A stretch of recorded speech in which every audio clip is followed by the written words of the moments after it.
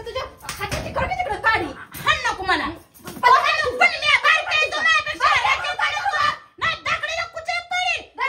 मार गरगरीत नसतं. हा तुमचं तेवढंच आहे कामाला बोला की गोड मला पाणी मार गरगरीत ही कर गरगरीत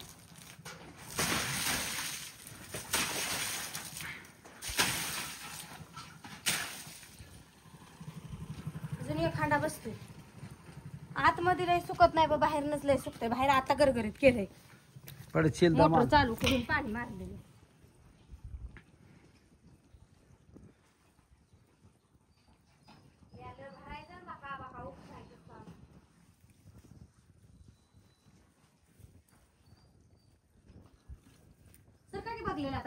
बघलं जाय की आता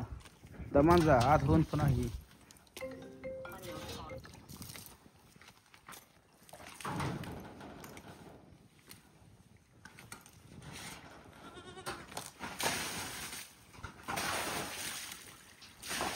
गरगरीत झालं का नाही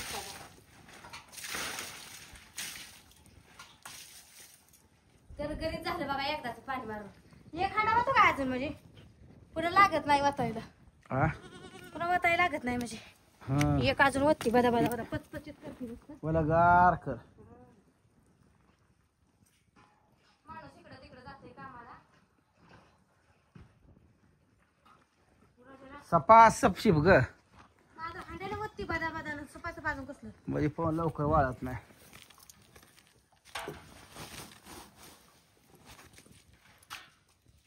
काय आपलं फाउंडेशन बरं आहे जरा खुजी मी कशी उड्या मारायची होती ह्याच्या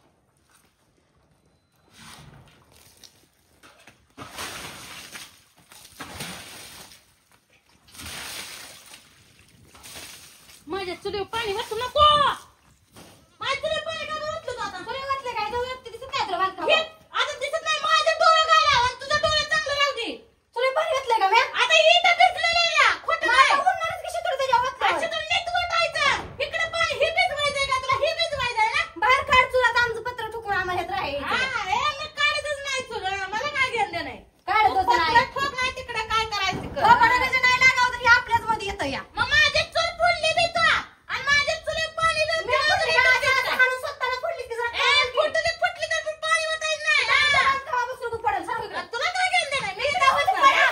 तुझी तुझी काय काय काय काय काय काय म्हणजे तुझे काय तुला तुला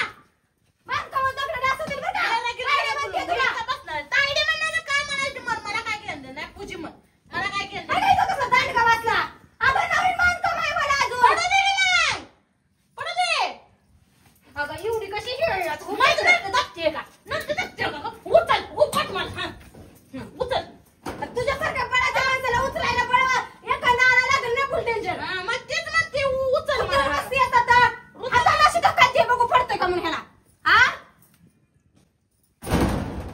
अगं तुझ्या हाताची करके तिकडे काढी हाण नको मला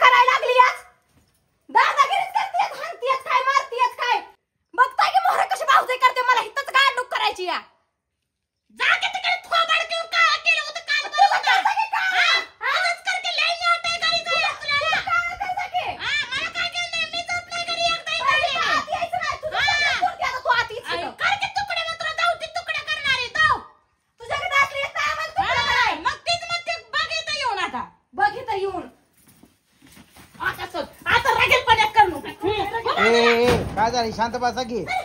ए राहू दे चूल राहू दे राहू दे पिटू ती चूल तुझं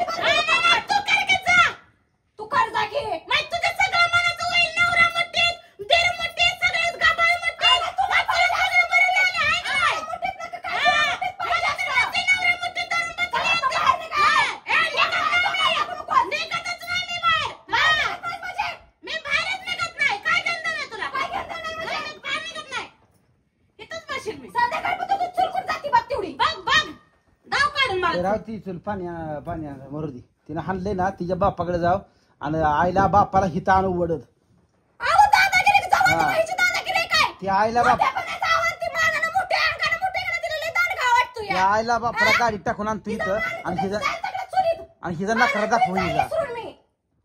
घेऊन जाऊ दे हिची तिकडं. हिला काय वाटतंय सगळ्यात मोठी म्हणजे सासू आणि मिरवाय पाहिजे हिला माझ्या दादागिरी करते या